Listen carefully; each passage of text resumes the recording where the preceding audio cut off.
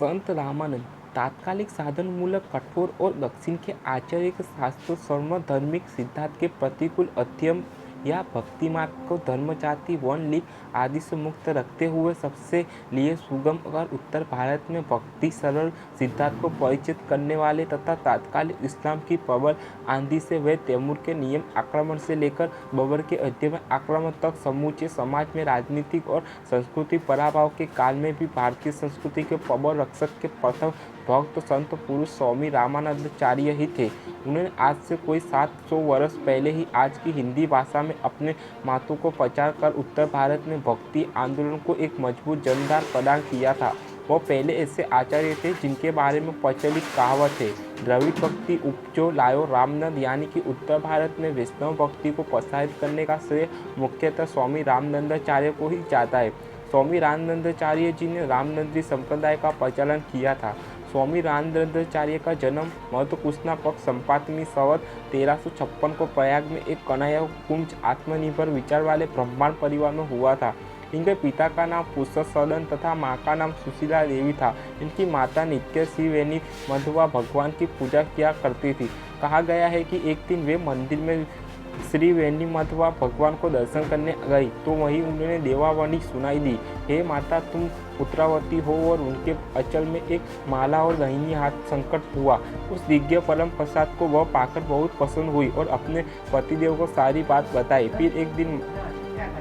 फिर एक दिन माता ने देखा कि आकाश से एक दिव्य प्रकाश पुंज रहा है और वह दिव्य प्रकाश पुंज आकर उनके मुख्य से समा गया है। तत्काल तो वह डरकर बेहोश हो गई, पर होश आने पर वह अपने शरीर में एक अपूर्व शक्ति का संचार महसूस करने लगी। सुषमा में प्रसव काल में तेज आभा युक्त एक शिशु का अवतरण हुआ और स्वयं प्रसूता को बिल्कुल पीड़ा ना हुई। उस शिशु के पर कोई दिव्य चिन्ह नहीं थे, माथे पर तिलक का निशान स्पष्ट था। कुल पुरोहित ने उसे दिव्य बालक का नाम रामनंद रखा। बालक रामनंद के खेलने के समय अक्सर एक तोता रोजाना उसके पास आ जाता और राम शब्द तरफ लगाया करता था। वही राम राम का शब्द लगाकर बालक रामनंद के जीवन और भक्ति का आधार बन गया। बाल्य अवस्था से ही कुशांगा बुद्धि को बालक रामनंद ने कई प्रकार के ओलंपिक चमत्कारों दर्शन शुरू कर दिए। 5 वर्ष की आयु में ही बालक रामनंद पिता द्वारा सिखाए गए ग्रंथों के सभी श्लोकों को याद किया करे। फिर साल भर में ही बालक रामनंद ने कई ग्रंथों को भी कष्ट कर लिया। प्रयाग कुंभ में विद्वानों की एक सभा हुई, उसमें सभी विद्वानों और भक्तों को बालक रामनंद की प्रशंसा व आरती की। 8 साल की अवस्था में बालक या यशोप्रवृत्ति कराया गया। बचपन से ही अध्यात्म विचार वाले माता पिता ने बालक रामानंद को मध्य शुक्ला द्वादशी के दिन विद्वान ब्राह्मणों की सलाह पर लाश का डंडा देकर काशी के पंचगंगा घाट के निकट स्वामी राधावानंद के सिमट में भेजा दिया।